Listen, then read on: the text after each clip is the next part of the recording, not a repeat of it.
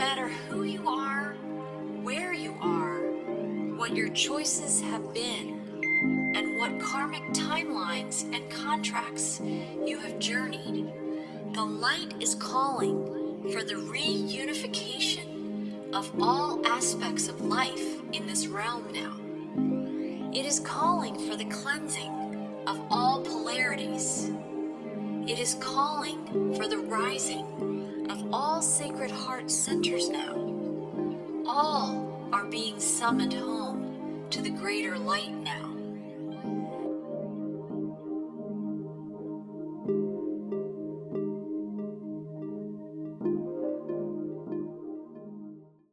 Hi, and welcome to Whole Soul Mastery's Live Well, Live Whole podcast series. I'm Marie Mohler. I'm an author, intuitive, and a messenger of higher consciousness and a host of these podcasts. And I'm here today with Dr. Paul Panzica. We're back again today. I always love talking with you, Paul. And I know not everybody resonates with these messages that we can go deep. We can go deep into the fibers of the tapestry of this planet in timeless ways. And we are both, what I love about both of us, Paul, is that we're open to going where we need to go and being conduits of, our collective soul wisdom here and for the collective. So I want to say thank you for joining me, first of all. Thank you, Paul. Thank you for having me again. And really, I always love to toss it to you now because there's a lot in your awareness that I know is percolating. So why don't you lead us off? Where do we want to go today? Where do we want to go in like our starship into the realms of consciousness?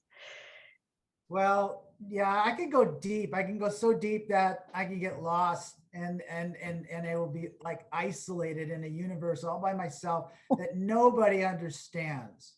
So you do have to be careful about that. And I also, I have been given vision. And that was a process that was gifted to me at some point in my life. There's so much information there that I feel that it'll last for many more lifetimes. There's so much. It's like you're given all this information and then you get to a point where it's almost not worth assimilating anymore until everyone catches up, That's that you can get to kind of almost a limit of that information. You can be one of the greatest human being that was ever incarnated into this earth. We can make an argument for who that person was. And, if they don't recognize that person for who he is, what's the point of being here if you cannot be recognized for the truth that you carry with you? So there has to be others who can see the truth that you're articulating or that you manifest. And again, I think we're getting to the point where there are many, I hope, and that number hopefully will continue to grow. But there's a limitation to what a person can do if they're given a tremendous amount of information, and there's no one who can see it or hear it. So we have to understand there's a limitation to what we can convey. So what I'd like to talk about, I think there's a lot of things I'd like to talk about, but listening to your last few transmissions, maybe we should talk a little bit more about the Lionsgate Portal. I don't know when this will air, but it's something that's very close to your heart, and you're a Leo person, and so that resonates very strongly with you. And the last time we spoke, you asked some questions about the Lionsgate Portal, and I had written an essay about it, and I wrote a second essay about it shortly, actually this year, over the last few weeks. And there was some more information that I wanted to convey, but there was something else that somebody steered me towards that kind of blew my mind regarding the Lionsgate Portal. And so it's something that I wanted to bring up, and we can start with that and we can move forward with that. But, we have this numerology and this 8-8 and this infinity symbol that we talk about. And what does that suggest to us? And that suggests to us, in some ways, we can look at that as a symbol of infinity or timelessness. You know, so it is, let's say, in a dimensional state beyond the physical plane, is the symbol of infinity. It's beyond anything that we can experience within a physical linearity, right, or a physical plane. So why is this time of the year so important?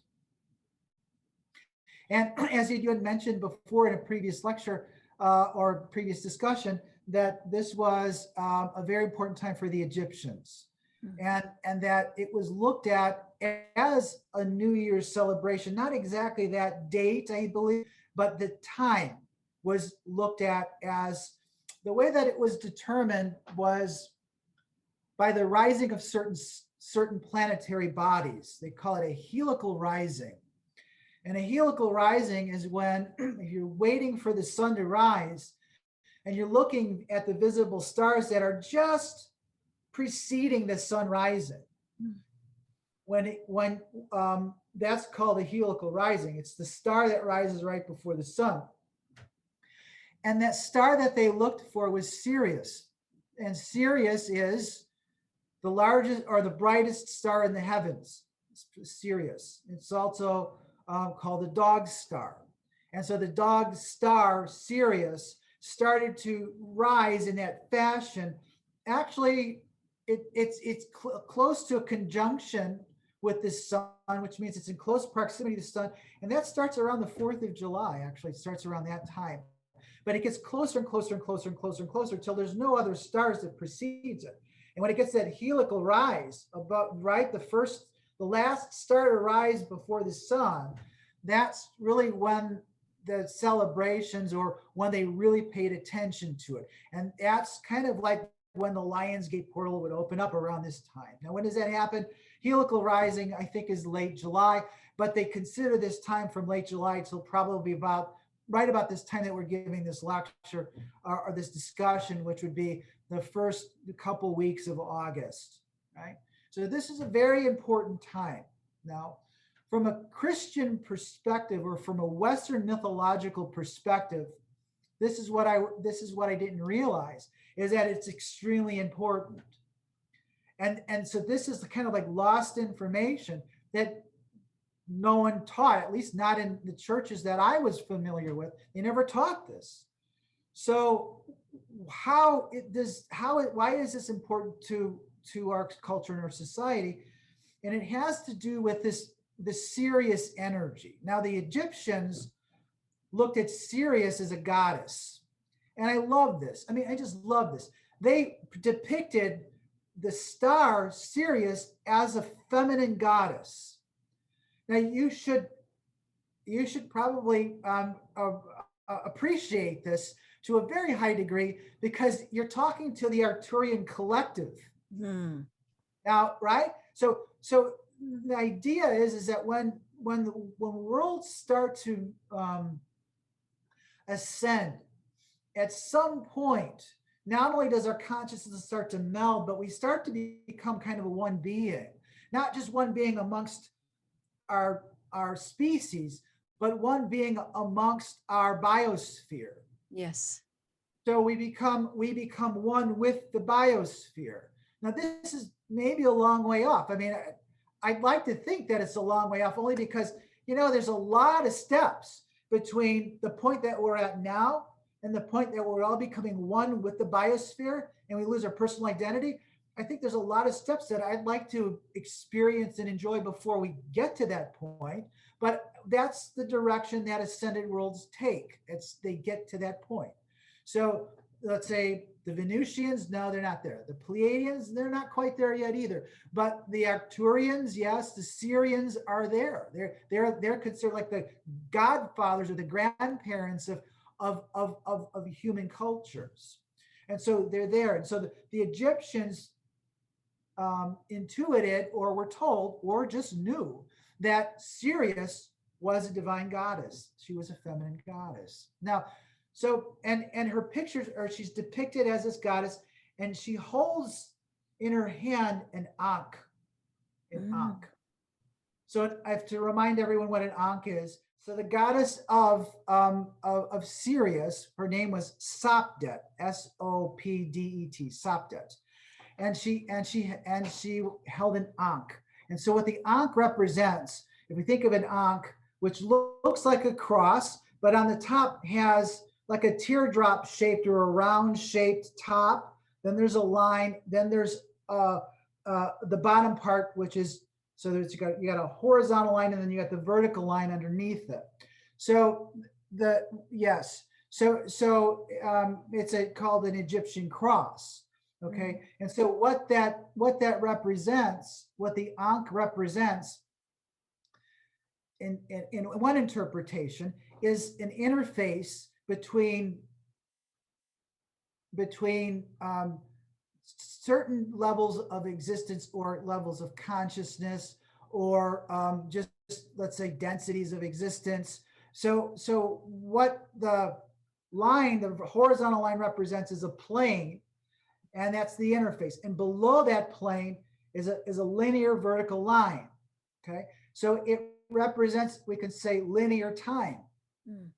Time in a linear fashion, existence in a linear fashion, a beginning, a sustained presence, and an end.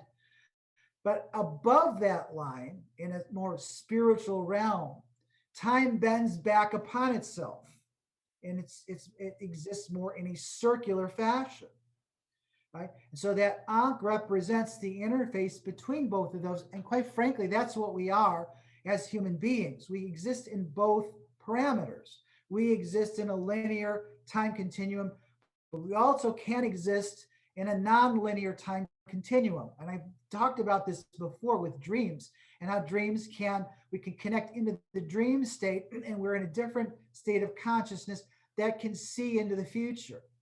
All right. So this goddess represents this higher state of consciousness. So she was also considered Isis. Oh. So there's a very close relationship with Sopdet. She kind of like, okay, if Isis had a star, or if Isis had a celestial body, this would be her, right? And Isis is Sophia. So the Egyptians called her Isis, the Greeks called her Sophia. So she was wisdom. Okay. So she's an Isis Sophia being. All right. So the celebrations were based upon rebirth. So when these alignments would occur, then they knew that very shortly the Nile River would be overflowing its banks, and that this was the time for rebirth, renewal, floods, and rebirth and regeneration. So it was considered around this time the most holiest of times, and it was kind of like a New Year's celebration. Everything rolled into one, and it was a very holy time. So that's what Sirius can represent. It represents that energy. But understand that when it's in conjunction with the sun, then not only is it empowering the sun, but the sun is a masculine energy. So now we see the union of Isis Sophia in the form of this amazing planetary body in conjunction with the Logos energy. So now, especially when we see this in conjunction together, we start creating timeless states of consciousness. It's only there for a little bit. And so we can say that the portal opens up sometime around the 8th. And I think that's what these people were connecting to. So there is something called the Transfiguration of Christ. And the Transfiguration of Christ is celebrated depends on your church. Some churches celebrate it in the time that precedes Easter. Some churches celebrate it on the 6th of August. It's very close to the portal. Our church never celebrated on the 6th of August, so I was completely unaware of the connection till I realized that, and some of the Orthodox churches and some of the other churches, they celebrate it very close to the Lionsgate Portal. So you can say, and that's how in Western religion, so to speak, or the Christian religion, these celebrations are all based on pagan rituals. Christmas and and Easter and all these, they're all based on earthbound rituals that tie into the season, the seasonal patterns. Mm. So, this would be a perfect time for the Transfiguration of Christ. So what was the Transfiguration of Jesus? And so that's something that we want to think about. And so it's very well laid out in the scriptures. And this occurs very close to the time that Jesus was laying down some pretty heavy stuff to us. This was the time that he said, right around the time that he said, if anyone cares, if anyone is interested to come after me, or anyone is interested in coming after me, that they must take up their cross, and that they must take up their cross, and they must deny themselves, take up their cross, and follow me. All right. So now, then this kind of leads into some really interesting discussions regarding the fact that you're going to have to go through a lot of hardship, this crucifixion. And we talked about this during this summer season, that there was this crucifixion that was going to manifest. So the apostles weren't really happy about that. Yes, go ahead. I'm sorry. This is so fascinating. I love, because I travel with you, where you take me into these worlds that you see and these understandings. But when they take up their cross and they deny themselves, can you just give a little description of what that means? Is that like surrendering your lower ego will and joining? Yes. Yeah. So, there's different levels of will. Mm-hmm. And so most of us live within the will of our ego. And there's been very prominent people within science and within the media that's basically come out to say that there's no such thing as free will. And based on that perspective, they're right. There isn't, because everything that the ego wants is based upon some form of programming. So why would I want to drive a Lamborghini, 12-cylinder car that gets 5 miles to the gallon and goes 250 miles an hour, right?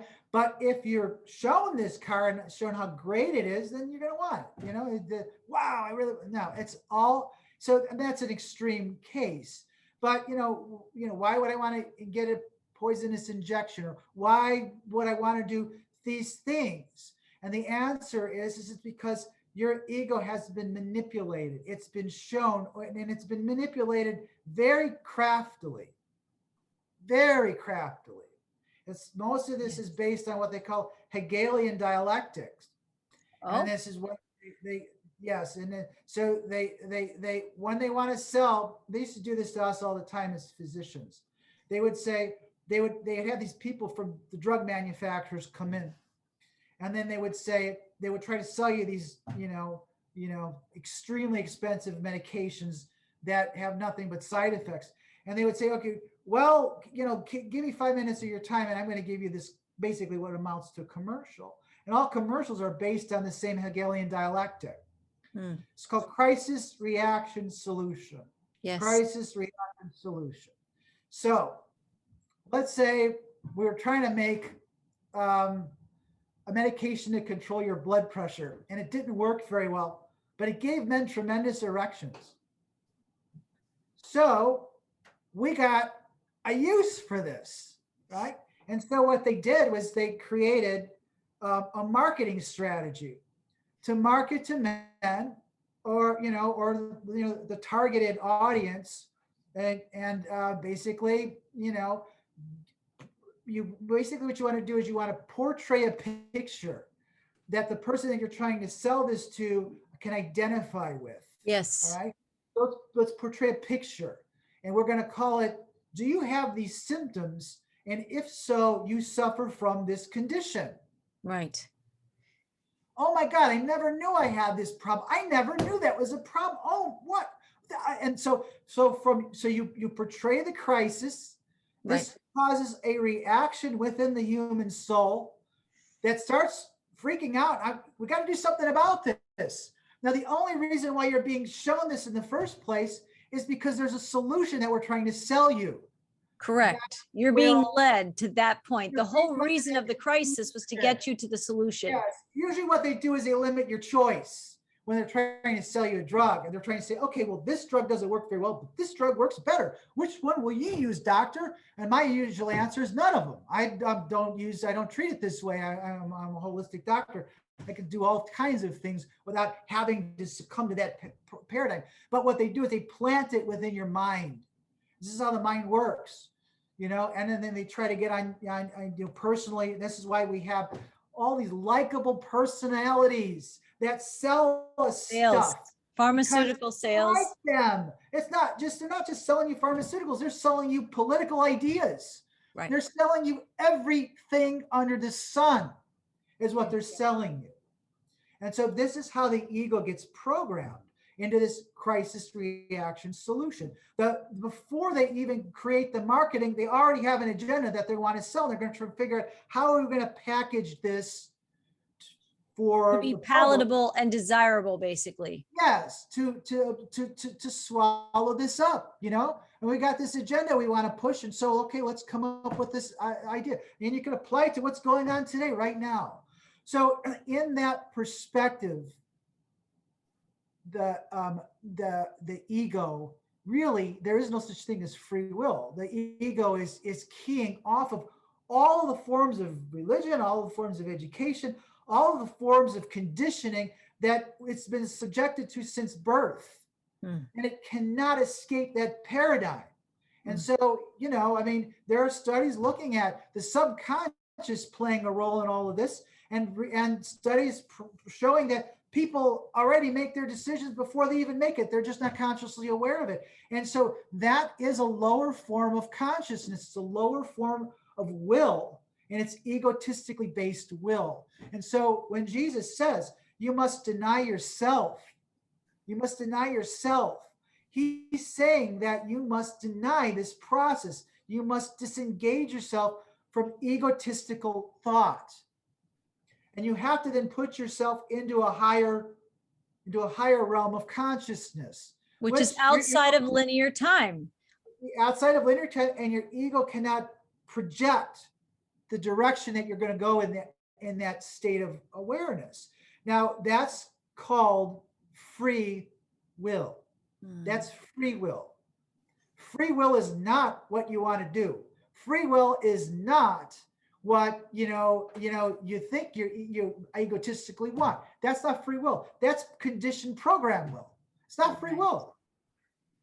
It's not free will. And there's a lower form of will that's based on sentient needs. Animals have this. It's an animalistic will. It's primal will. It's survival instincts. That's another will, and that's the lowest form of will. But the highest form of will is the will of your higher self. And this is what people have a much, much harder time understanding, is that, wait a minute, if I don't get to decide, then that's not free will. Well, yes and no. Your ego doesn't know what the hell it wants because it's been conditioned by all of these factors since your conception, or since your incarnation into this realm. And there are many people that think they know everything, and it's just all conditioned, regurgitated knowledge. It's nothing. The mystics would call that lower manas, or lower intelligence. That's egotistically based, and it's really mundane, and it's really worthless. They call higher intelligence or higher manas true wisdom. And now you cannot get that unless you connect to a higher spiritual source. Now, in that higher spiritual realm, you don't know where it's going to go. And how do you navigate yourself, within that parameter is not from your head. It's from your entire body, but specifically from your heart. And then you feel your way through it. But the head is still important because you're getting messages now constantly from other realms and other places and other sources. Maybe from scripture, maybe from mythology, maybe from my dream, the amazing dream that I had this morning, maybe from all of those things. But the reason why you have this amazing egotistical intelligence is to interpret those visions. And it works then in conjunction with the heart, right? And so the higher realm speaks to us constantly, and gives us this information. So now we're given this information. So that's what it means by denying your egotistical will or yourself, and then taking up the cross and following me. Now, why is that? Why do I have to pick up a cross? And the answer is because you're still living within a third density egotistical plane. And for those who are moving out of it, it's going to be very arduous, and it's going to be difficult. Those who try to manifest unconditional love in a conditional state or a conditional reality are going to run into some big problems. And so it's going to be rough. Seems like that just rubber bands people. I know, I see that in some, certainly we all do, and some people that we know that kind of want to, in some ways, just transcend the cross-bearing aspects of things and go into the unity consciousness where we've already just transcended all of this. Is that also what you're talking about? Is there's a purposefulness to the cross we're carrying as we follow? Oh yes. Right.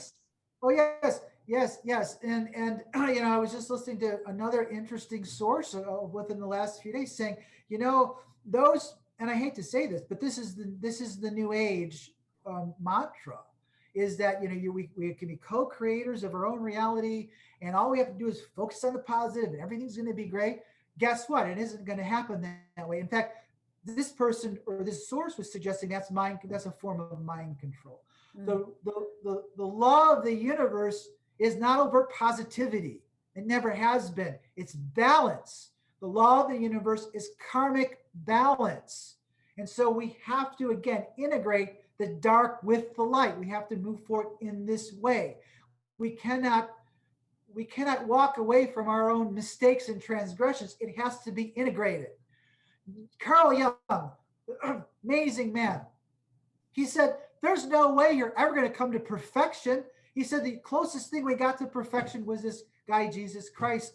And he said, you won't come to perfection, not in the near future, but you must come to wholeness. Mm-hmm. You must become a whole person. You must embrace all of it, and you must become, like you said in your beautiful lecture, we must become alchemists or alchemists and alchemists. Right, because it's a chemical process. It's a process of transformation, which we're moving towards, which I want to get to in just a minute, right? So the only thing I wanted to mention is that when you move into this higher state of consciousness, where your ego is no longer calling the shots, your heart is leading you. Joseph Campbell said, it's as simple as following your bliss, that sense of peace and that you get, and the love that you get when you allow your heart to lead. Okay, that is in a higher state of consciousness.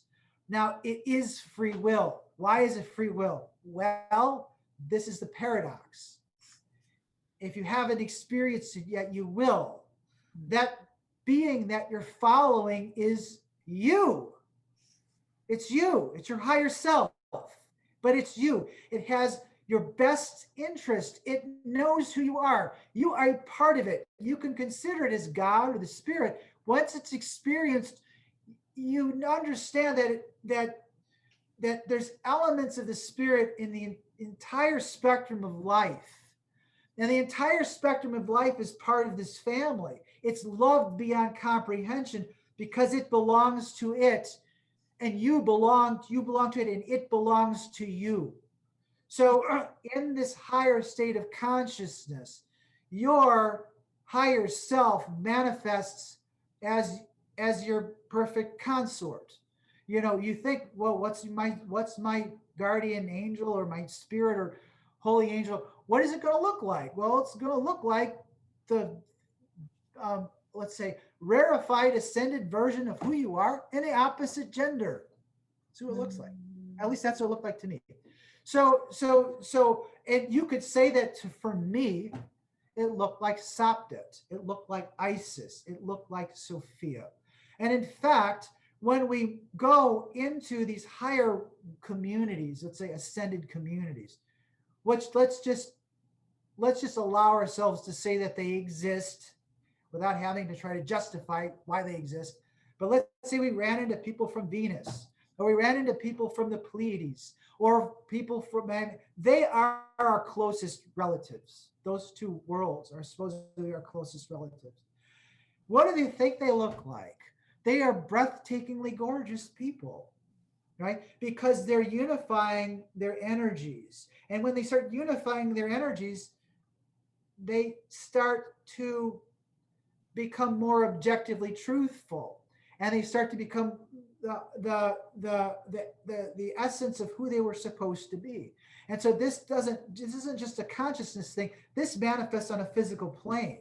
And so if you were to see people from these places, you'd think they were gods or goddesses or angels, because they're so beautiful. They manifest themselves in such a radiant way. So could you imagine from Sirius, which is even a higher octave than those places, if it wants to manifest, it manifests as a divine goddess. It manifests as Sophia, who is ultimately, and Isis, the ultimate goddess. Is they're supposed to be, that energy is the highest level of, or the highest octave of the divine feminine that we can connect to in this earthly life is Isis, Sophia. And so that's what we could connect to these energies. Right. Feeling it. I'm just feeling it. It's just because that's how I travel. Like I have relationships with energy, we all do. But when I connect with the relational nature of everything, even beyond, I guess, the science and the physics and all of that, I feel these beings radiating the light of their truth in that integration field. And that is where we're headed in our own ways, at least in the next steps for some here in humanity. Go ahead, please. Right. So Jesus is trying to tell people that this is going to be a hard path, right? Maybe not, it's going to be for everybody. And that later on, he tells his apostles that he will be crucified. And they were shocked by this. And this is where Peter says, oh, no, it won't happen to you. And that's where he just tells Peter, you're going to start my church. And then Peter says, oh, no, this won't happen to you, Lord. He says, get away from me, Satan. What's gotten into you, because that was the ego speaking. It was the ego speaking.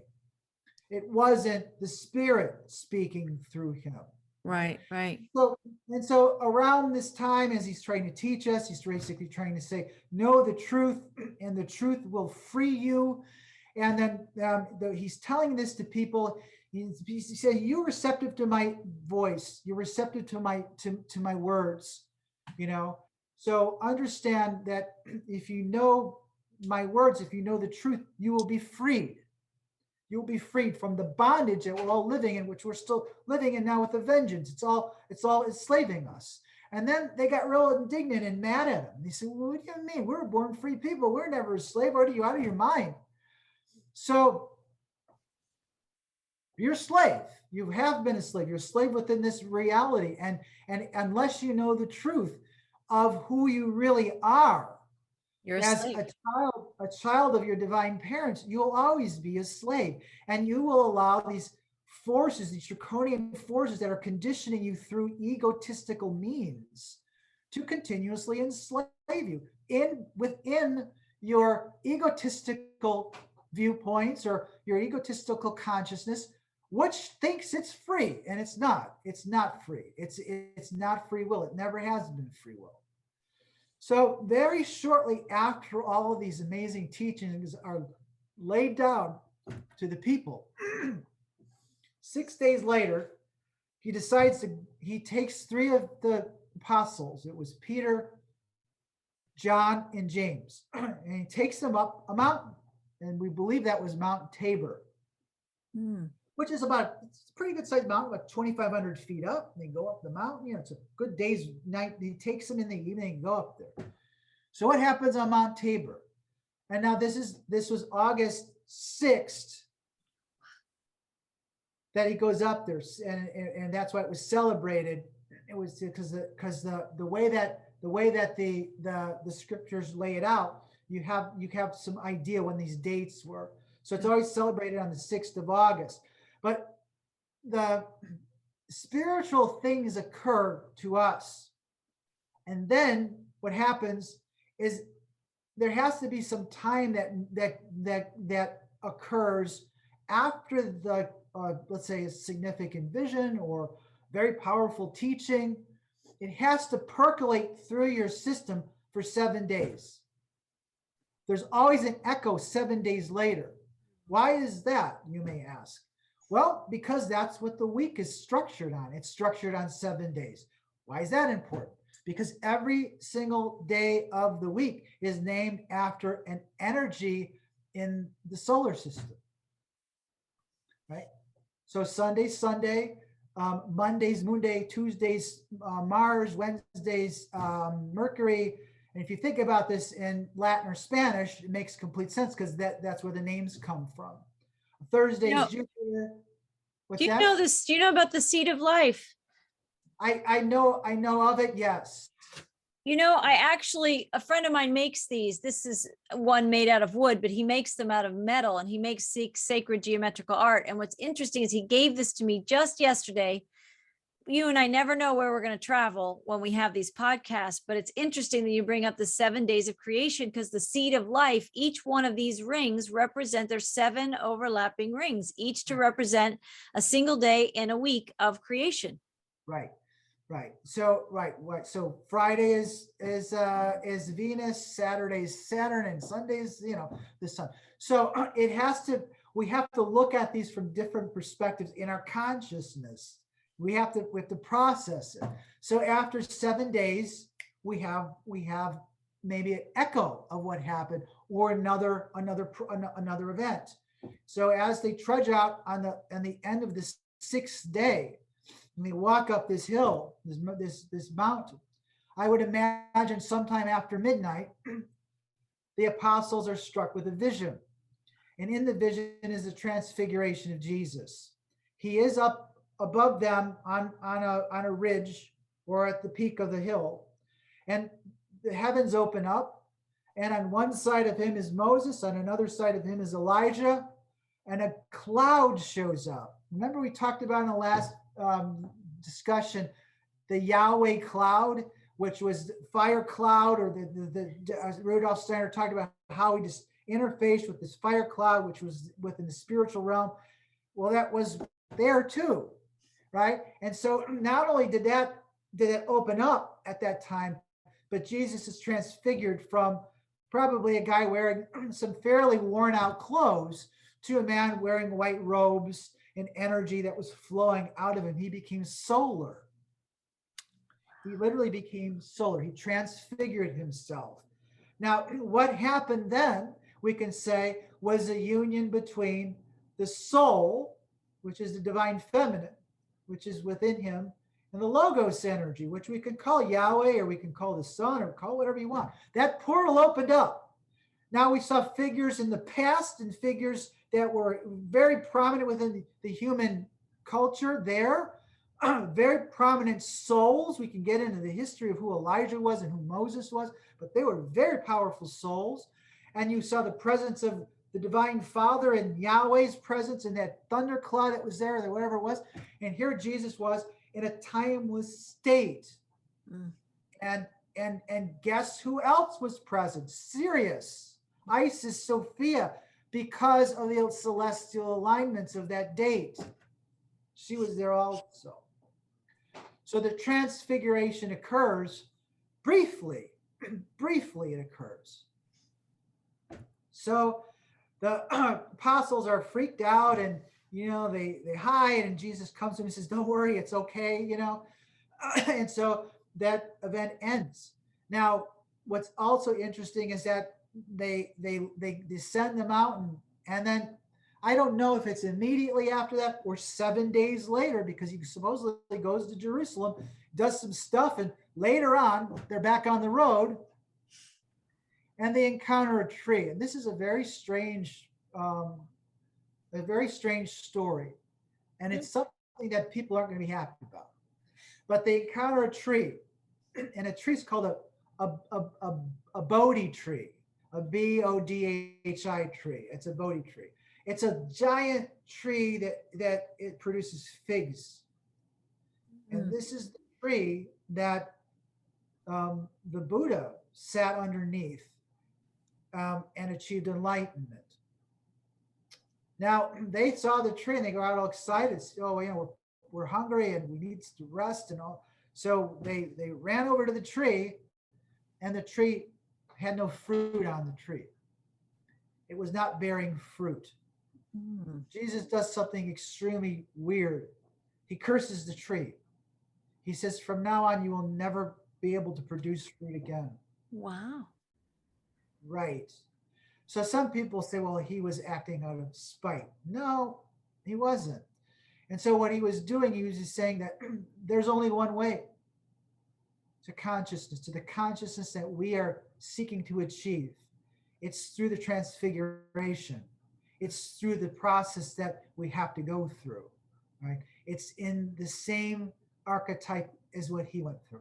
And he goes on to tell us later on that those who go through this, those who understand what I'm doing, will go on to do greater things than I've accomplished.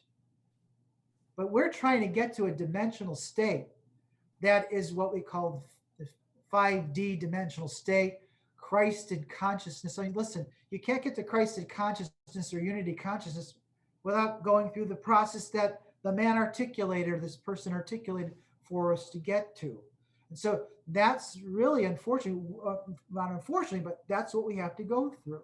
And so, you know, I don't want to criticize other religions or beliefs, but in many of those religions and beliefs, they focus on the extreme positive side of things. And, you know, and this was the idea, is that you could meditate your way, or you could, you know, you could purify your way to a higher state of consciousness. The idea being that this world was corrupted. And so instead of uncorrupting it and having to clear it all out, what you do is you ascend off of it. You know, you go through these different stages in your life, which is one of the justifications for caste systems, really, is that, you know, this is a young soul, so this person's going to live down here, and this is a not so young soul, this person belongs into this caste, and so on, until you get to the last stage where you're kind of like a priest caste, and then you ascend out of the world. Well, there's a really interesting story that's behind that. And I don't know if I want to go into all the details of it, but the Essenes lived that way. They created their own, they were very close to Buddhism. It's very much the same type of not religion, but let's say a spiritual viewpoint. And then if you were a Essene person, you couldn't walk through certain doors in Jerusalem. There had to be special doors for you that you could only walk through. They had certain symbols on them.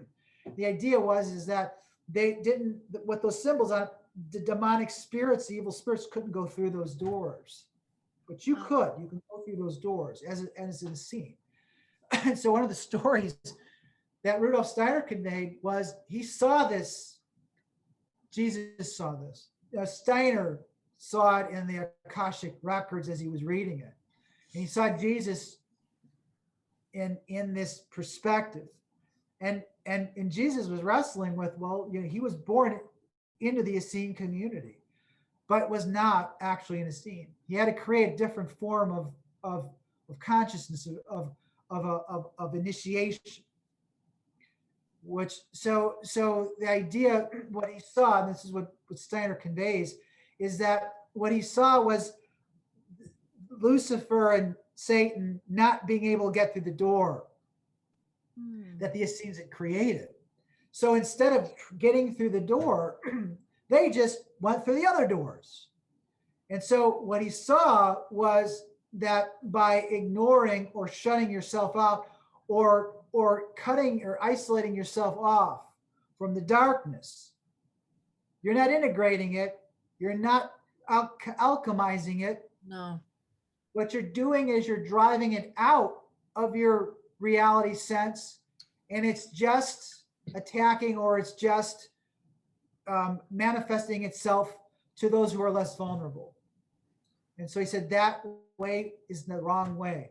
So what we actually have in this process, which is a process that was articulated by Jesus in the Lord's Prayer, is that we're not trying to ascend out of the universe or out of the world. We're trying to ascend the world, right? The world has to be ascended. So this whole idea of integration, this whole idea of forgiveness, of balancing karma, all these other things are extremely important. But this is the path that we're supposed to be taking, which is a different path. It's one of integrating of your darkness and confronting and pointing out and shining the light on these dark entities. So there, maybe it's not for everybody, but there's definitely people who are here that are destined to do these things. They're here to point these things out, and you're here to help us to integrate these energies within ourselves and help us to ascend beyond that. You know what? So transfiguration plays a huge part in all of this. I mean, I love what you're sharing, and I'm so I don't know if the word is enamored, but I'm experiencing everything that you're saying, and I hope our listeners are too, for those that can hang in a deeper exploration of things like this with us. And that the word of transfiguration, I can't say that that's a word that rolls off my tongue. I don't even think, I see it much in my transmissions, probably because I haven't really focused on that, right? But transcendence and all these things. But you're also validating something for me, because some of us are prepared, like you say, not all of us, but some of us are these transmuters or transfigurers or transcenders, alchemizers, right? Chemists that know how to come into this integration. We've prepared for lifetimes in many ways to be able to be this at this time. And what's interesting is I'm somebody that my whole life, even before I knew I could channel, I could see in people the greatest light, which people love that. When you're like, oh, you have this beautiful gift. Who doesn't want to just drink that in? You know what else I have? Is the ability to see people's greatest darkness. Do you know how many people cringe away and like, no, I don't think we need to have lunch, right? I don't think we need to have this visit or conversation or whatever. And so that is so also the human ego that's like, okay, I like this part of the conversation. No, I don't like this part of the conversation. And they don't want the wholeness of it. They just want the pieces and the compartments that they want. And they don't want to know about the parts of themselves that make them uncomfortable. And I just want to add, when I see people's greatest light and I see people's greatest darkness, and I'm talking about, I see myself the same way. I can see myself in my greatest light, and I can see myself in my greatest darkness. And it's interesting because I'm very comfortable with all of this. And no matter what the greatest light and the greatest darkness is, I can see people for the most part, and there's no judgment. It's just, these are frequencies in our energy field that are readable to those of us that have the language or that have the sight or the understanding. And it's the most beautiful thing when people can tap into the greater shadow elements, and they themselves can alchemize and go through this transfiguration process that happens for those who are ready and hear that call, because it becomes a wholeness, and you aren't just trying to clear away or shove it away or, chop it off or, exercise it, exile it from your consciousness. It becomes a mended and valued and integrated and empowered part of you, because there's wisdom and gifts in all of it. And there are not always people who are able to go the distance in what the extreme polarity that we have, some of us have the ability to see and perceive.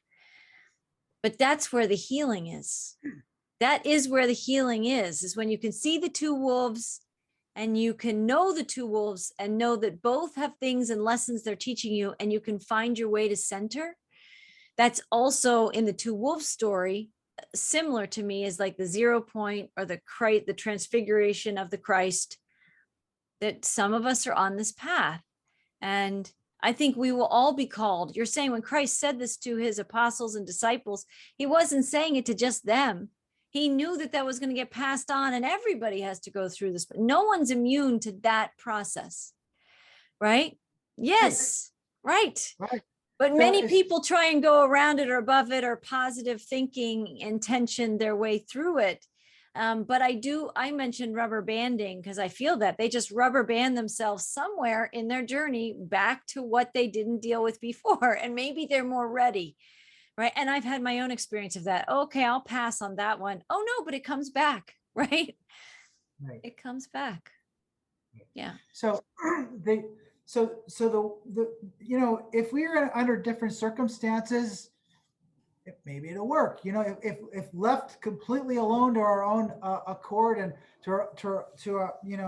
if we were not manipulated as a planet, it would probably have taken us 10 times longer to get to where we needed to go in a far less violent fashion. But unfortunately, we were manipulated. And so this is the grand experiment, which is occurring right now. And so we Gaia is moving into it allegedly is in 5 density. It's 5th density. It's in Christed consciousness. If you were to talk to the Pleiadians, or maybe even the Venusians, I suspect they would be very Christ-like people. I don't think there'd be anyone within their society that wouldn't be.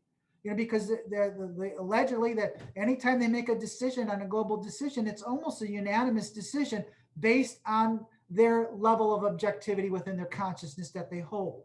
So it's a collective vote. Mm-hmm. It's a collective vote. So this is an interesting idea that when they climbed up Mount Tabor and it went through that portal, right? That portal emerges. It didn't just transfigure Christ or Jesus into Christ, Logos. It transfigured the mountain. Oh, wow. So this is interesting because it went from Mount Tabor. In fact, no one even knows what mountain it is, but if you go to that part of the world, there's only one mount. And there is. You must have climbed that one. So there's a lot of references within the scriptures of a place called Mount Zion. Mount Zion. Now there, in that part of the world, there's a Mount Zion, in Utah, but that was not the place we were talking about. Mount Zion. And so that is a mythical place. That is an ascended place in the New Jerusalem. That is in a higher density state of consciousness. That's within Christed consciousness, 5th density consciousness, where the world is ascending. So this is interesting. So not only did Jesus transfigure, but the Mount transfigures. And then if you read Revelations, it's kind of mind-blowing that in Revelations, they talk about Christ as 2 things. They talk about, actually very interesting. Jesus says that that he is from the house of David, or he's offspring of David, or he's a lineage is from David. And the other thing he says it's very interesting is that his origin is from the morning star.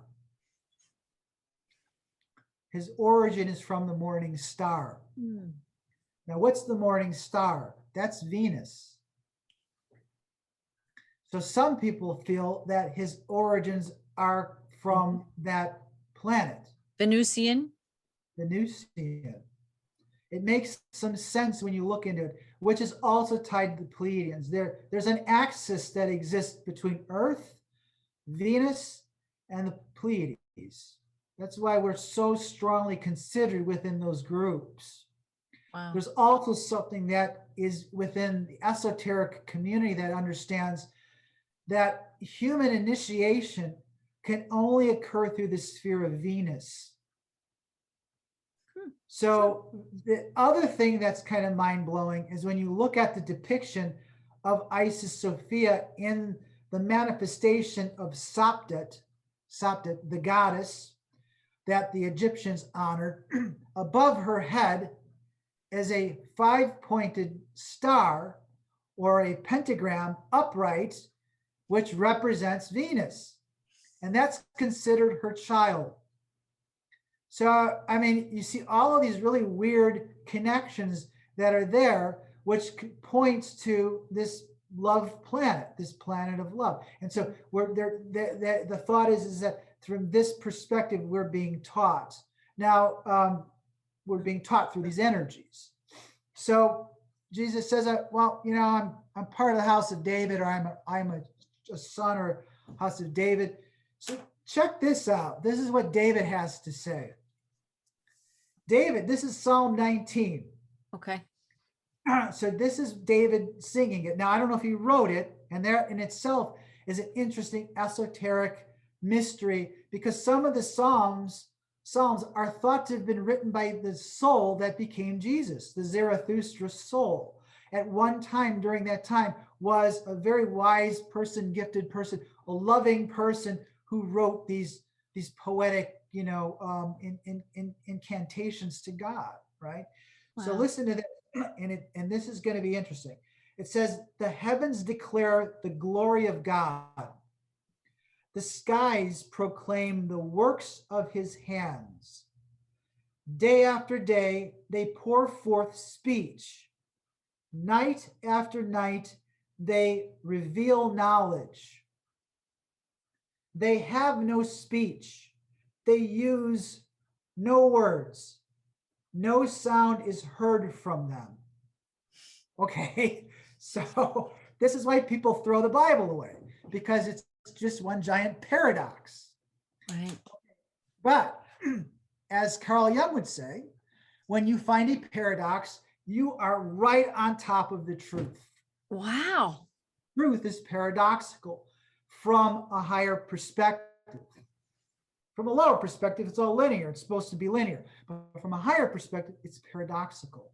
So what is this in reference to? You know, the heavens declare the glory of God.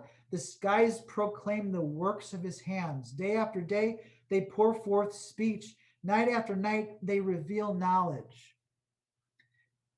This is the heavens. This is the heavens speaking to us. And this is the earth speaking to us. Divine masculine, our divine Father is in heaven.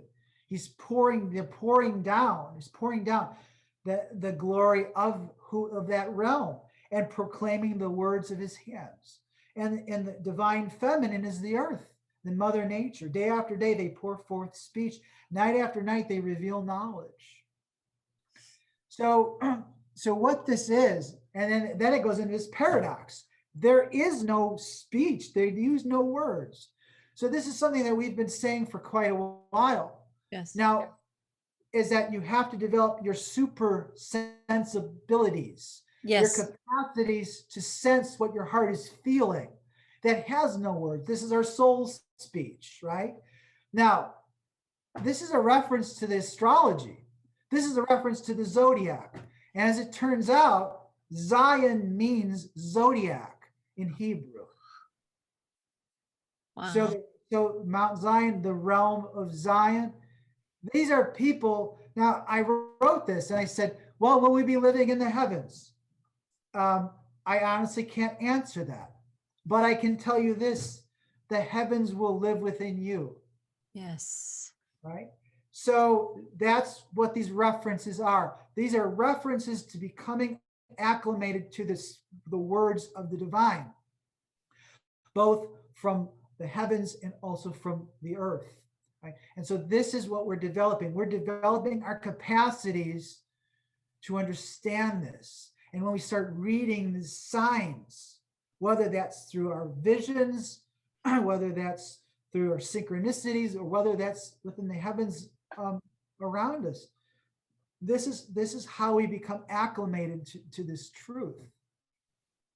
Now, what's really interesting is that there is some interesting references, and I don't want to get into too much of this, but on that mountain, there was on the Mount Zion, where in Revelations, John's vision, where Jesus is saying, I am a child, or my lineage is from David. David was the one who said this psalm. And also it's from Venus, the morning star. On that mount were 144,000 souls who had his name written on their foreheads and within their hearts, you see. And so this is the idea that the soul speech, it's not the man, it's not the person, it's Christed consciousness. Yes. You have to understand they're the same thing. They're the yes. same. He was like Sirius, the star, manifesting Isis Sophia on the physical plane. So here it was a man who became the vessel for the logos, a much more powerful, but it's the truth. And so now we're manifesting it, through not just one person, but there's many other souls who are connecting to this consciousness. Now, I don't know where 144,000 comes from. Rudolf Steiner wrote a beautiful essay about this, and he was saying that was a code for the lives that a person lived, and that it was in numerology, that was what it represented, that those who were being prepared for this coming of Christed consciousness, those were the ones who were going to be prepared for it. So it might not actually be a number of 144,000. I certainly hope there's a hell of a lot more than 144,000, or we're in trouble. But that was the idea. Now, I can keep going if you want. We want to take a break or make some comments, or I think a number of people who would be listening to this, and me too included, I have always felt a connection with 144,000, whether it was, the 12 disciples have 12 counterparts, and 12 times 12 is 144, and their descendants or their teachings. Some people believe it was, star races that make up the 144,000, where they were sent through the atmosphere and through time to come to this planet. I'm sure you're going to enlighten us, or I don't know if you're going to talk about there's many different myths of it. Theosophy teaches that they came from Venus. 144,000 came from Venus. There's a kind of like a world king named Sanat Kumara, that Jesus is one of the disciples, part of all this. I don't know. I can't say that. Steiner didn't really talk that much about it. All I can say is that, that's ancient history. And I also wrote an essay about this years ago, talking about, because this is where the idea of the twin flames come from, and that we bifurcate our souls. And well, if you bifurcate our souls once, you can bifurcate it again and again and again and again and again. So there may be a magnitude more than just 144,000 souls. So we really don't know about that. But that's, I think, the strongest mythologies, or what the mythologies really suggest, is that might have come from that lineage. I don't know, right? But what's interesting is Transfiguration and where that plays into all of this. So okay, I'm going to go for it. I'm going to keep going. Keep going. All right. So check this out. All right, check this out. Come on. You said it, and that's what's wiping me out. So in your second to last transmission, and I listened to the marinades, and I said there's a lot of information there, but did you pick this up?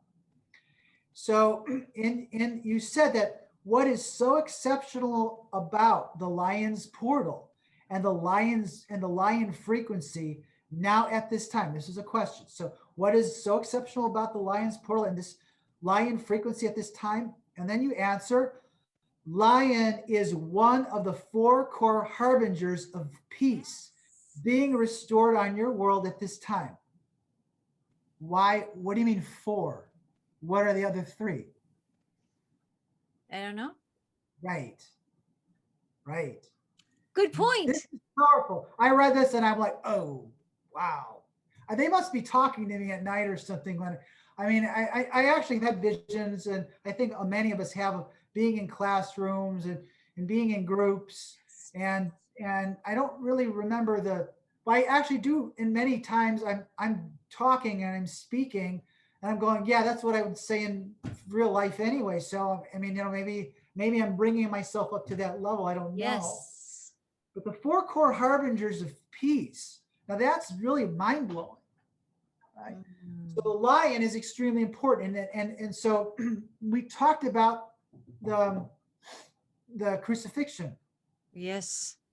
And so we talked about, as we were going into the summer solstice, we talked about how these energies were how they were two oppositions, and they were on a fixed cross. And so the fixed cross, all right? So what are the signs of the fixed cross? And I think that's what this is in reference to, the 4 core harbingers of peace. So I think we're going to have some kind of interesting experience. This was the first, and I think probably the most important, because, anytime we're learning something, it's always the first lessons and are the most visceral and powerful lessons. And we learn most effectively through imitation, through mentoring and through role modeling. And so the best possible way we can learn is through the energies of Leo, of the lion. It's in our hearts, right? So this is the most visceral and powerful of all of the energies. So it's fixed to the middle of the season. And this is right around 8/8. So this is the portal. So this is amazing. We're connected to this lion energy. But what comes next? And what comes next, and I looked this up because I wanted to see, I wanted to see what the fall season is going to bring us, the fall equinox. What will that bring? Because at that moment, I think it's the 22nd. It's 22nd of September. What's the signature of that season going to be? And it's quite astounding. It's very amazing. Interesting. So the second harbinger, in my opinion, is Scorpio. Okay. Because that's the next fixed sign. Okay. In Scorpio is Venus. And so I'm not going to get into all that because I want to work those details out better. I want to feel it more. We'll do it again. We'll meet again once this becomes clearer. But Scorpio is extraordinarily important. It's important for a number of reasons. But if you look at how the human consciousness ascends, it goes through lower levels of ascension until we get to the 7th sign. And the 7th sign of the zodiac is Scorpio. Oh, wow. That also corresponds to the years that we live. Every 7 years, there's a major transformation or transfiguration of your consciousness. This is, you were at a really good school that understood this, they would follow this principle. Trying to teach a child to read too early, it's useless. Trying to teach a child advanced mathematics at a certain age, it's useless because ego isn't developed yet. They don't understand this. But it never ends. It continues on and on and on and on 7-year cycles. So it's towards your spiritual enlightenment. And we go through this. So really, we don't really become psychologically matured or adults until we're like 35 to 42 years old. Right. And that's just the way the consciousness works. This has something to do with the cycles of Chiron. I'm not going to go into all the details of that, but Chiron is extremely important in all this. But it also ties into the Beatitudes. And at the Beatitudes at the 7th Beatitude, you're kind of like, you're kind of like at the top of your game. You're kind of maturing. But this is where we hit the midlife crisis the hardest, is usually right around 49 years old, 50 years old. And so this is what we said would be the 7th year, 7th cycle. Now, what happens in a midlife crisis? We either divorce our spouse, we buy a car that's, that reminds us of our youth if you're a guy, and you start dating women that are far too young for you to handle. So you go back in time. You go back to your past, and you live your egotistical desires. Or you realize that that was just an illusion, and every life is fleeting. And when you decide, I'm going to look for the answer within myself, and I'm going to ascend. Now, what's really interesting about Scorpio, because this is what it all happens in that time frame of Scorpio. The Scorpion is a lower octave of something greater. So the way that the story goes is that in the heavens, when the earth was in a higher state of ascension, that part of the heavens was not represented by a scorpion. It was represented by an eagle or a bird. So when the world fell, and that part of the heavens was transfigured into a lower perspective. The mythology that's associated with it has to do with Orion. The scorpion is at the heels of Orion. Now, also a lot of bad stuff comes out of Orion. Maybe some good stuff comes out of Orion, but Orion is really the constellation of human dominance. This is where a lot of the dark energies and the dark, draconian energies all are supposed to come from Orion. Right. And so Orion was not slighted. I think there was something involved within Orion. I don't know if his girlfriend was accidentally killed or something like that. But Orion, there was something that happened that really got Orion infuriated. So Orion was going to come down into the earth and annihilate it.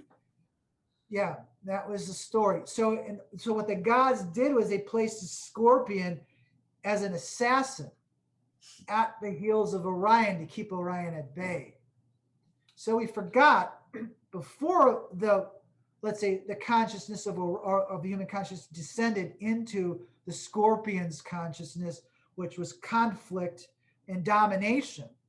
What was there before it? And what was there before it was an eagle. Wow. So, right. So what this represents is a point. Now we're talking about this within the year cycle as another harbinger of peace. And it'll be the fixed sign of the second season since the crucifixion was marked. And so what we will be offered at that point, I think, and especially at the onset of the fall on the 22nd of September, is an opportunity for us to either take the lower path of conflict or to ascend. And when we ascend, we're transfiguring ourselves from a scorpion to an eagle.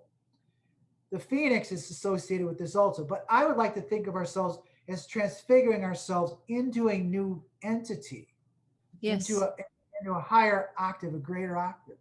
And in that state of consciousness, that is represented by the bird, the avian energies. And the avian energies are holy energies. And that actually represents egotistical energies, ego energies. But you know what? Ego isn't bad. Ego is God's gift. If more people use their ego wisely, they wouldn't be lining up to get poisonous vaccinations or listening to lies and deceptions that are hell-bent on destroying their life. Right. The ego was given to us, forethought was given to us by Prometheus. It's a Promethean energy. And that energy could be used for destruction, or it could be used for peace. It could be used for ascension. And it's those that are going to take this higher path, this higher Promethean path. And you know what? The gods punished for Prometheus for giving us this forethought. And Chiron was punished for giving us this forethought. And that's an amazing story. I don't want to get into too much. But I think that's the second harbinger of peace that we will be experiencing. The third harbinger of peace will be the Aquarians, will be in Aquarius, and that is the spiritual man, or that is the Holy Spirit. And the fourth harbinger of peace will be the bull, will be Taurus. And I think that is what this is being referred to. And every one of these are marking they call it the genius or the Geni. The 4 pillars of human existence were based on these energies. So all the ancient people said there were 4 pillars. They represented the 4 directions of the earth, but these were also angelic beings. Yes. And when Ezekiel saw the vision, that's what he saw. He saw an angel manifesting in 4 different angels or 4 different ways. He saw the lion, he saw a bull, he saw an eagle, which was the transfigured scorpion, and then he saw the Aquarian human being or the Aquarian man, the water bearer, the spiritual bearer. He saw all those things. Yeah. Wow, it's so, it's so interesting how they mentioned the one. I wasn't thinking what the other 3 were. So, a lot of times it's not just what you're given, but it's what you're able to see of asking the other questions, right? There's a riddle within the gift that they're giving you, right? To go seeking, and you have reclaimed that. And we all are benefiting from that. And, it's interesting as you were talking about, I really was listening to the second Harbinger in the September, and you said the September, maybe 22nd, there on the equinox.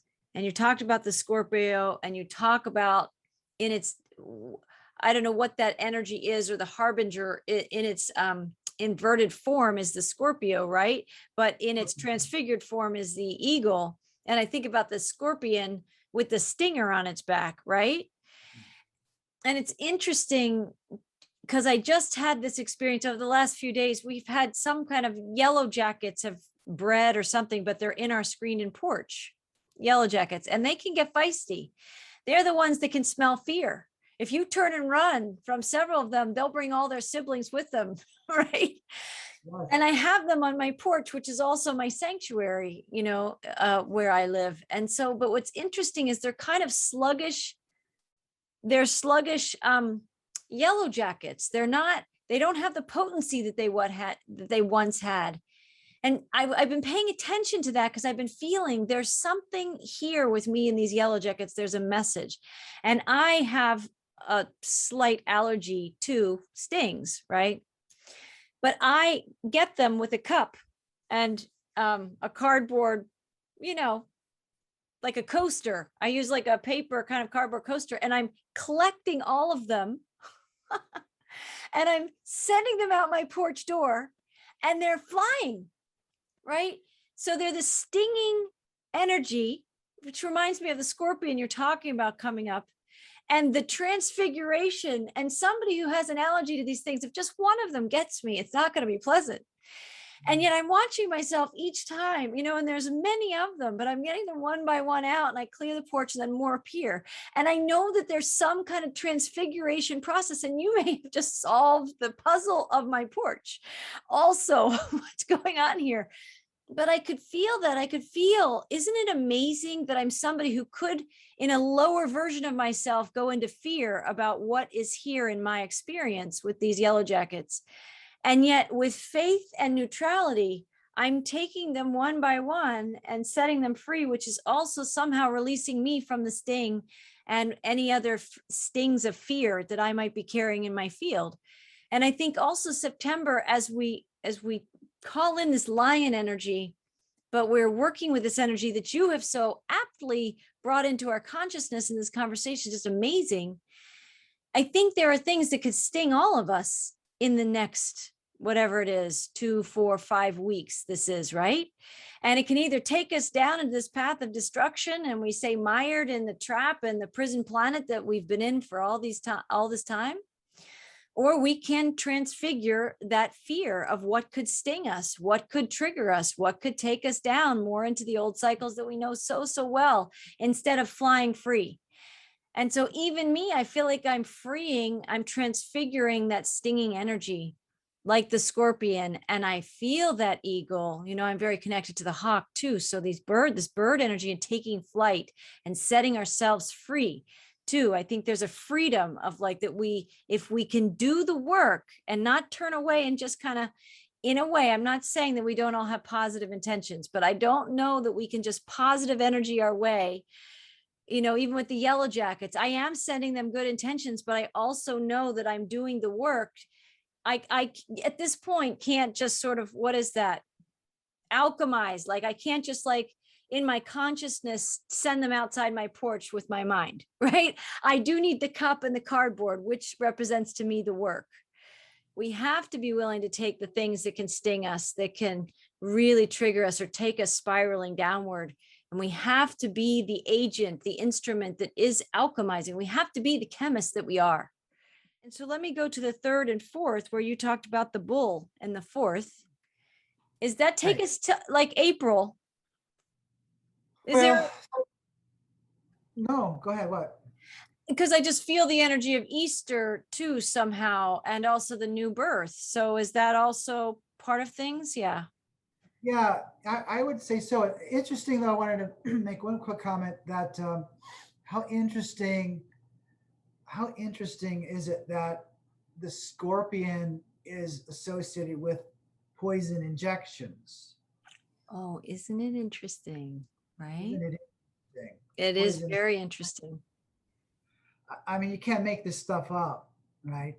So what's really interesting about these archetypes or these celestial symbols is that each one represents an element of the human body. Now, the human body, and within the human body, there are 4 bodies. This is alchemy. This is ancient healing. It's always been represented this way. So the one physical body exists and 3 energetic bodies exist. So if we wanted to start when this probably happens every year, on these cycles. Right. But if we wanted to think about what body the lion represents and what body does the eagle represent, and what body does the man represent, and what body does the bull represent, we should talk about that, because I think this is a process of purification of all 4 bodies. Right? So you have to purify all 4 bodies, or you have to crucify all bodies, or you have to transfigure all 4 bodies. So I think the most important one is the lion. And the reason is the lion is associated with the etheric body. The lion is the fire symbol. It's a fire symbol. Right.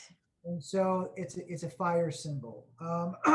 And so that is our love connection. That is our spiritual connection. That is the essence. That's our libido. It's our love. It's our drive. It's love energy.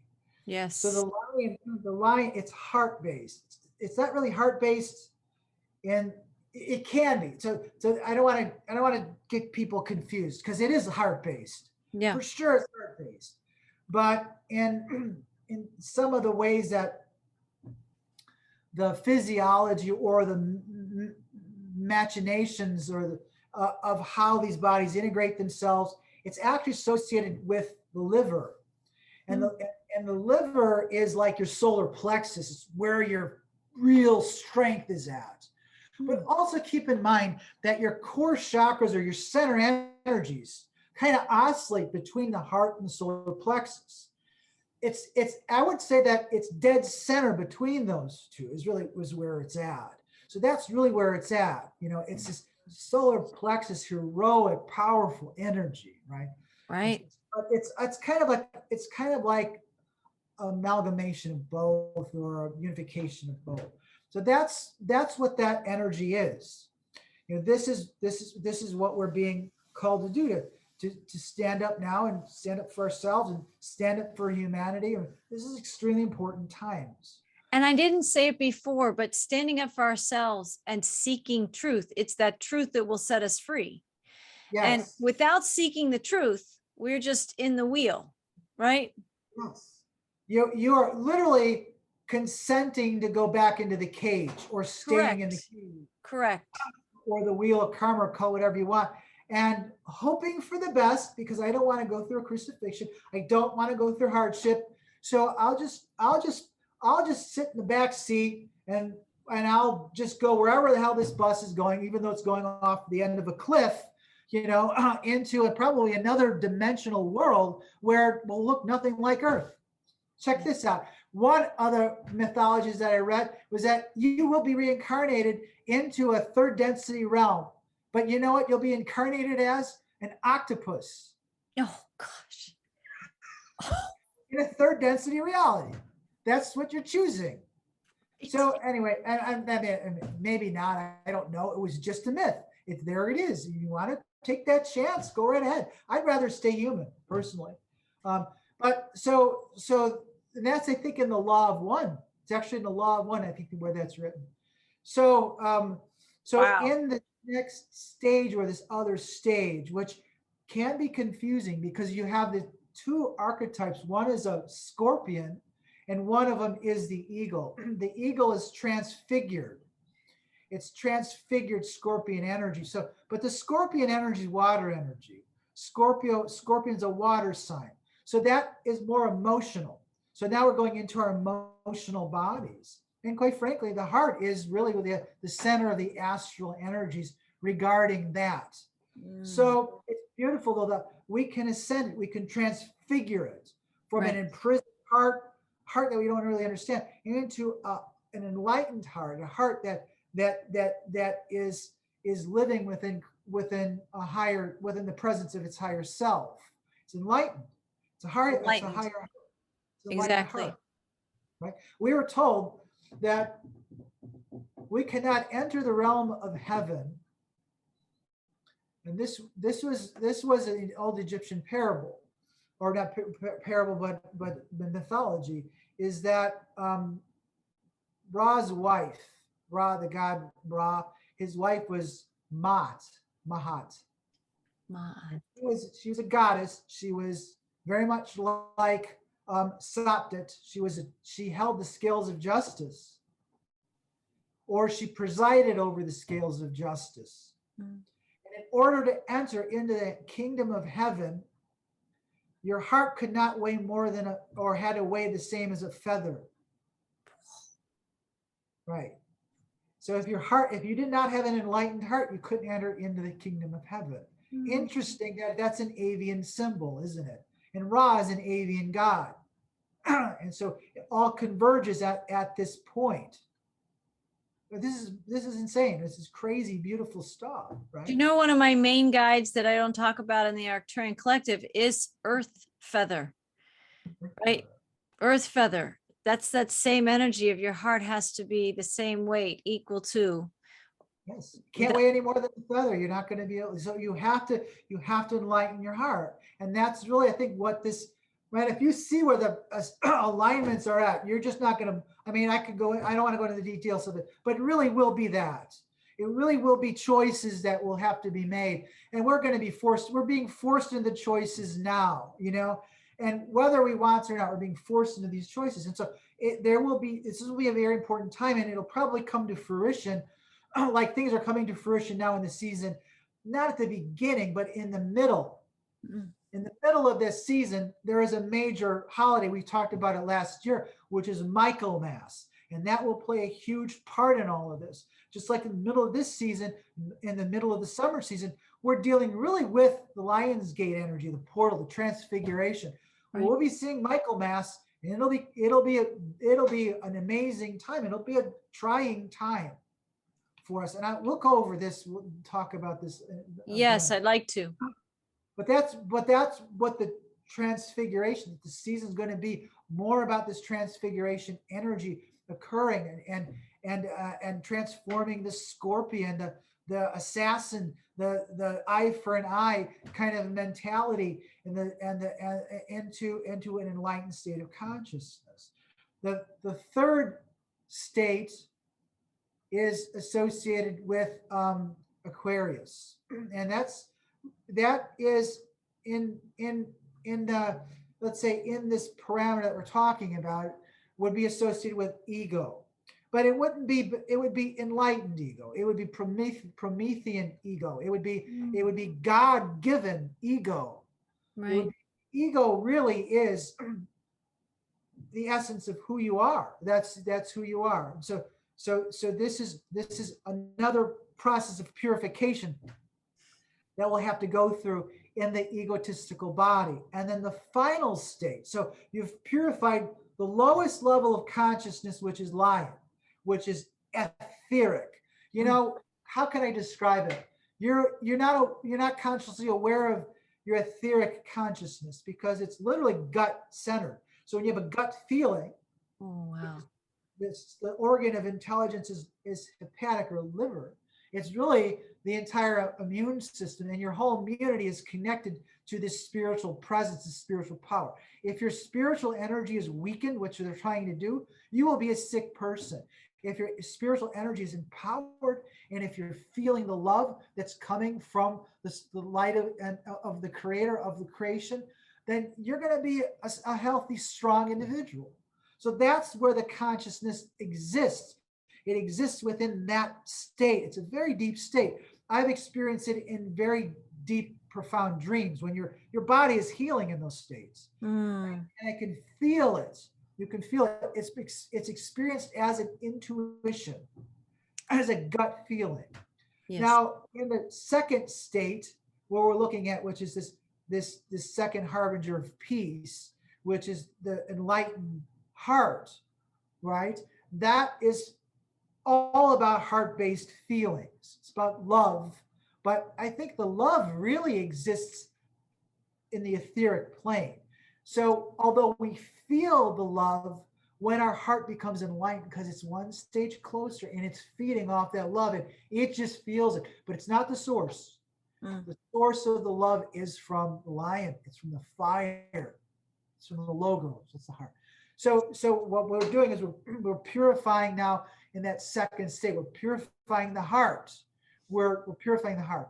In the next stage, which is going to be around the Christmas time, the winter solstice, Right. it will purify the mind. It'll purify it'll burn away, or hopefully the little ego, and it'll help the big ego to manifest and to realign itself in a proper configuration, which is you can't survive without Promethean forethought.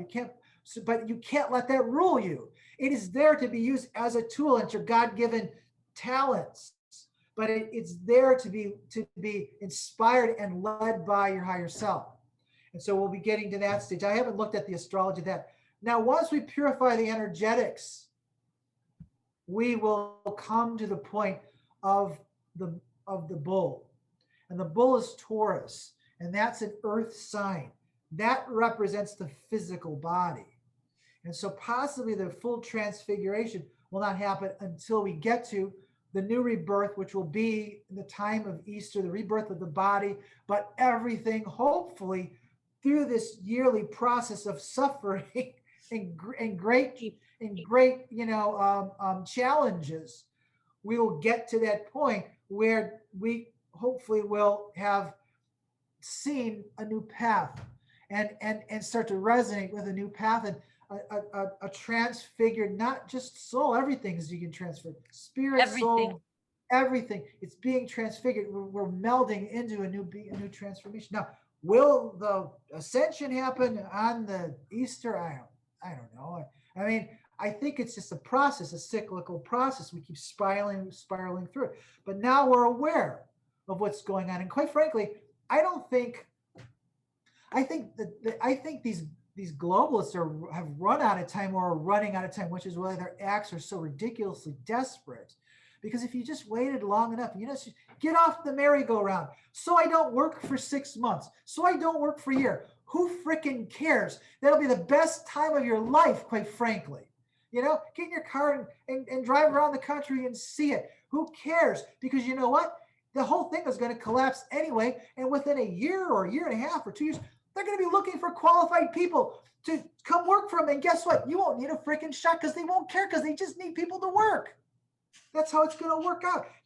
God will support you. The Spirit will support us. And maybe you don't want the crappy job anymore because you found something better. You found a new community of people, a new purpose. So what? Right. So what? This whole thing is just, it's contrived. It's playing on that whole Hegelian dialectic that I talked about, crisis, reaction, solution. My God, the sky is falling. We got to do something immediately. And they got a remedy they're going to sell you. But I'll tell you what, it's an absolute mistake to go down that path unless you want to have that experience. Right. Because, And you want to get on the bus. I can't convince you how evil and corrupt these entities are. You're going to have to learn that yourself. Get on the bus and watch it drive over the cliff with you in the back, straight down 500 feet crash into the rocks right at the side of the ocean. That's what it's going to do. People have to experience this, and people like you, when you talk about the cathars, Paul, and I know my own deep pain from Lemuria and those experiences, we've had some of those cataclysmic, incinerating type experiences inside ourselves that we recognize the signs. We have the soul sight to see it because we've been on buses like that before. Right. And we say, I'm not getting on that bus because I know where that bus goes, right? But some people are new to the bus and new to the transportation schedule, and they've got their ticket and they say, oh, I'm getting on a bus and I'm going somewhere fabulous. They just don't know. And, we can make light of this, or it's heavy stuff too. It is very heavy. But what I like, it's incredibly heavy. And what we're talking about, there's going to be highs and there's going to be heaviness. There's no question in what we've got to go through as individuals and as a collective. But what I also love is those of us that are awake that say, I'll take the 6 months. I'll take the 3 months. I'll create a school together. The people who are awake and not getting on the bus, we may be ones who create something totally different, that once the people are coming up for air again in their own ways, we'll be there and we'll say, oh, it's so good. I'm glad you returned, in their own way, in whatever form that is.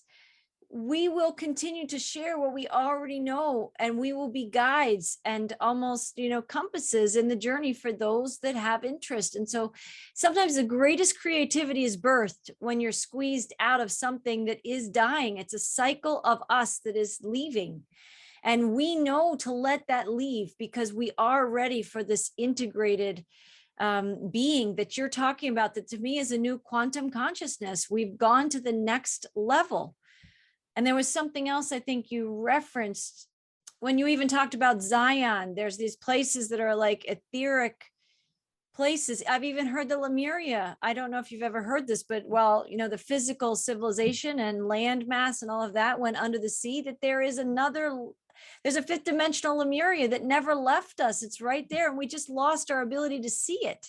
It ascended, but some of us were caught behind the veils and couldn't perceive it. So we felt this great loss and this great grief. The cathars, we felt this great loss and great grief. But many of us are ascending to be in that consciousness with family that we've longed to re-meet again. And I think those of us that can hold that vibration and hold that belief system and hold that knowing, it's more than belief. You've talked about that. It's more than belief. It's a knowing. We're anchoring the new consciousness for those that aren't yet. They have to get on the buses. They might do a couple loops. We're going to keep holding this consciousness because that's what's ours to do, because that is us. I'm not separate from what this consciousness is that you're talking about. I am one with that quantum consciousness, and it is leading me forward, and it will lead me through what we're talking about, the Lionsgate energies, the September frequencies. We've got the transfiguration that's going to be taking place, the winter solstice, and into the Easter's new birth. And ascension is something that is happening along the way, but our transfiguration is perhaps the most important thing that gives rise to the ascension that happens on a collective level. And so the ascension isn't something out there, it's actually happening in here, but it is an active process.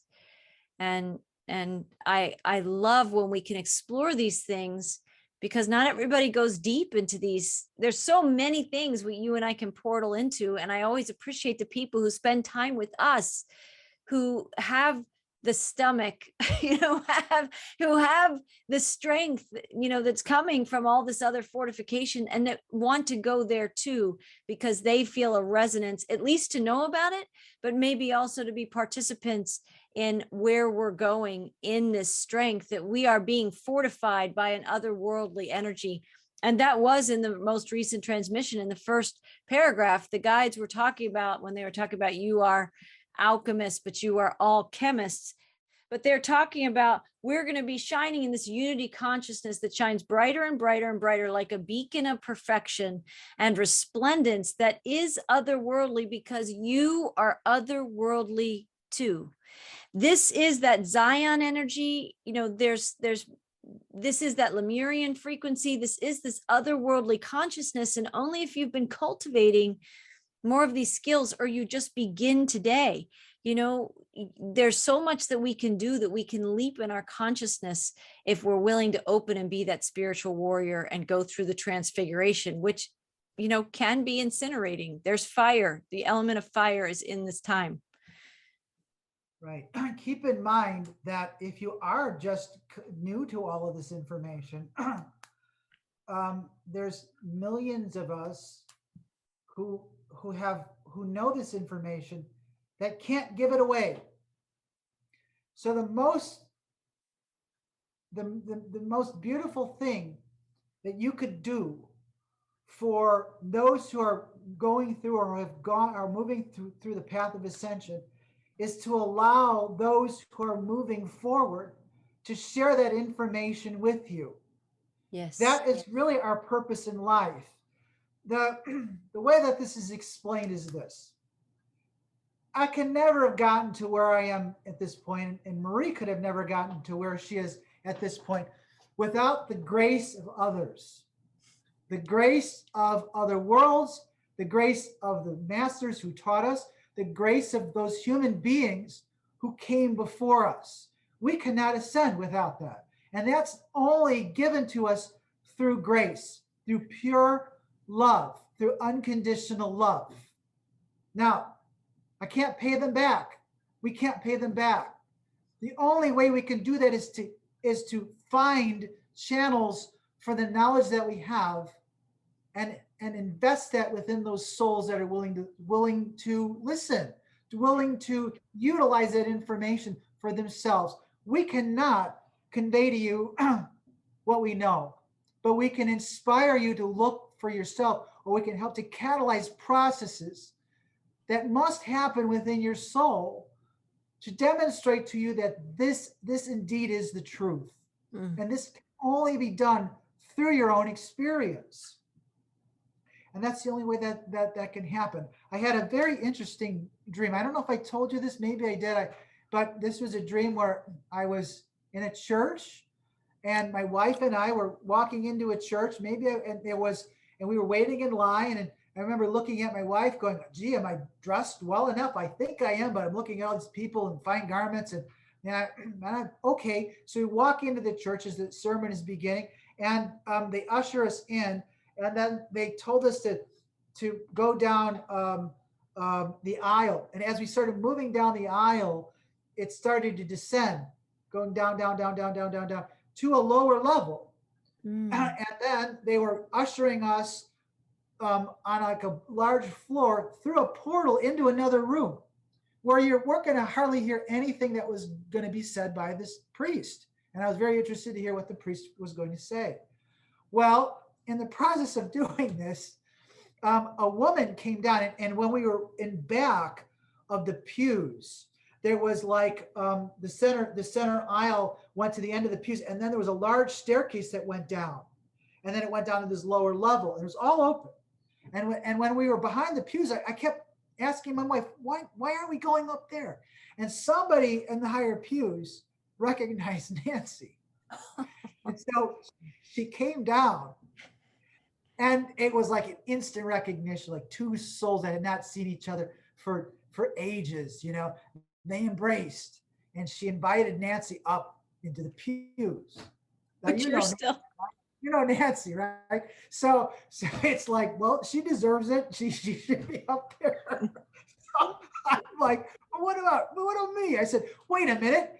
I'm looking and I'm going, there's a straight line. I could go right up those stairs. I can go sit in the pews and I'm going to listen to what this priest has to say. So I bolt up the stairs. I look around, I see all these empty seats. So I start moving towards one of the pews. As I got there, the people that were sitting in the pews moved right up to the end of the pews. It blocked me from getting into the pews. And I'm like, well, this is ridiculous. So I just said, I'm just going to jump right over him. So I did jump right over him, sat down, and then the dream ends immediately. And I woke up and I went, oh, I have to be invited. You have to be invited in order to, you have to have grace bestowed upon you in order to know these higher truths. Well, I'm telling you right now, we're inviting anybody who wants to know this information. It will be given away. It's given away, but it is disseminated to those who are willing to listen to it. So, I mean, I know this can be heavy stuff and it can be deep stuff. And when I started reading Jung or alchemy, or I mean, God, it was like, what the heck is this? Or Rudolf Steiner? Are you kidding? I started reading the wrong book at the wrong, it's called Philosophy of Freedom. If you really want to bend your mind around something, Philosophy of Freedom, don't start with that book because it is very dense. But I can read it now and it makes complete sense. But 15 years ago, 20 years ago, when I was trying to read this, it's hard, it's dense. So the best advice I can give to anybody is simply this: that if you're going to, belief is worthless. Don't believe us, right? But you also, in order to get to where you think you need to go, which is in a higher state of consciousness, you have to have faith, and faith is different. You have to place your faith in a vehicle. I mentioned this before, and one of the doctors told me this. Paul, in order to get to where you need to go to understand this information, you have to have faith in a process that will train you. So where do you place your faith? You place your faith within humanity, within those amazing, magnanimous souls who came before us, who left their testimony, their testaments for us to find and for us to add to, right? And so we have to have faith in humanity and in the process that trains us. It's ancient, it's timeless. It's not just here, it's in other worlds. And this has always been the process for us to learn. It's not going to come. It's not going to come with no effort. It's not going to just poof into your head. It's not going to be some kind of a transformation which you absorb through osmosis. It has to come through this process. So beautifully said and shared. And these are invitations for people who want to, marinate in these vibrations with us, these insights, follow some of the breadcrumbs that we're sharing of things that lessons and things we've learned in our journeys. And interestingly, what you said too reminds me of, and maybe this is a podcast for another day, but there's this book called The Pilgrim's Progress. I think I've mentioned it before. It's an allegory of I would say, of the spiritual hero's journey. And it was written in like the 1600s. And I've been called back to that story more times that I can even count in the last 12 months. I've known about it, but it was not on my radar screen before that. And what I find fascinating, it was the same thing. There's people living it. It's an allegory, and we're going to close this out here, but this is a to be continued podcast because they all are. They're all to be continued. But he's living in the city of destruction with a civilization of people who've been reduced to kind of a small box of thinking that the city of destruction is all that there is, right? And one guy escapes, so they sound the alarm bells that somebody got out, and they're going to hunt him down because he needs to be brought back because nobody leaves the city of destruction. But there's a crew that's assigned to go to his apartment where he was living and try and figure out, like, why did he leave? Where did he go? Looking, and someone found a book, and somebody had left for him the sacred books, the sacred texts, who'd figured it out, that this isn't all there is. And so one of those guys is like, wait, the city of destruction isn't the only way to live. There's a whole other way. And so he gets going on the path, and more people try and go and snatch him and get him to come back, to go back to the land of sleeping in the city of destruction, thinking that that's all that there is. And in the end, he finds out that there's a city of light, right? And we're all, and he has to, and no one can do it for him. It's all the same things you're talking about. These are the teachers. They've left the breadcrumbs for all of us. We're breadcrumb leavers. All of us that have been somewhere in this journey, that have learned something, or, found some of the coordinates that we need to be following to set ourselves free. This is what we do. This is what I created Whole Soul Mastery for, as people who are in the avatar's journey, where we're discovering more about ourselves than we ever even thought possible, and we're setting ourselves free. So this is a to be continued, because there's so much more to be sharing, but we're being ourselves. We're being the wisdom and the knowledge and the light and all the things that we've gained in our journeys. And we're sharing that in this very real and authentic way. So Paul, I want to thank you for joining me and joining our listeners, who I know from the comments that people share, the ones that listen, especially all the way to the end, are deeply touched by some of the deep places we go. But some people are craving this depth instead of the surface level of living, right? Which is kind of the like neck up living, and they're not connected to their heart centers. Many people are craving this deeper look into things. So thank you. Thank you for joining me, Paul. We'll have you back. We're going to keep the conversations going. It's a big few weeks for all of us. We're still living with this lion energy. We're still incorporating and integrating, upgrading with it. And we're soon going to be moving into the month of September, right? It won't be long, and we'll be moving into this. And there's those yellow jackets, or that scorpion energy that's got that poisonous sting energy. And it's interesting, injecting poison. That theme is interesting, isn't it? And we're going to be going through this time. But those who rise above it, who see the city of light that lives beyond the city of destruction, we all might want to take a look at the Pilgrim's Progress. There's an animated film of it, at the very least, that people, I'll try and remember maybe to grab the link to that if I remember that, but you can look this up. And I think it was just produced in the last couple of years, so it's a fairly new animated film, but it really does a great job illustrating all the things we have to let go, right? To become that heart that is light as a feather that you were talking about. That is the Pilgrim's Progress. We're the pilgrims in progress. We are those pilgrims. And that book apparently I've heard that sold more copies of that than the Bible in the world throughout history. And isn't it interesting that not everybody knows about it? So fascinating, but conversations for another time. We're all those pilgrims. We're all those heroes, the avatars. We are in process. And, if we can have patience with ourselves and a lot of compassion, and know that there is work involved in this process, it's beautiful to go into the light, and it's beautiful to feel the frequencies of our divine union and our connectedness and unity consciousness. And it's also something that many of us who have the strength and the lion's heart, right? The lion heart inside us, that is able to also look into the city of destruction and know about it, right? And transfigure and transform those shadow aspects in ourselves that are still participating in the city of destruction. That is our work to be doing, right? To help set the wholeness of everything free. So we'll see you guys next month, hopefully, with another podcast with Paul and I. And I invite everybody to visit, Whole Soul Mastery on any of the social media platforms where you visit regularly. And blessings, everyone. Until next time, we'll see you again soon.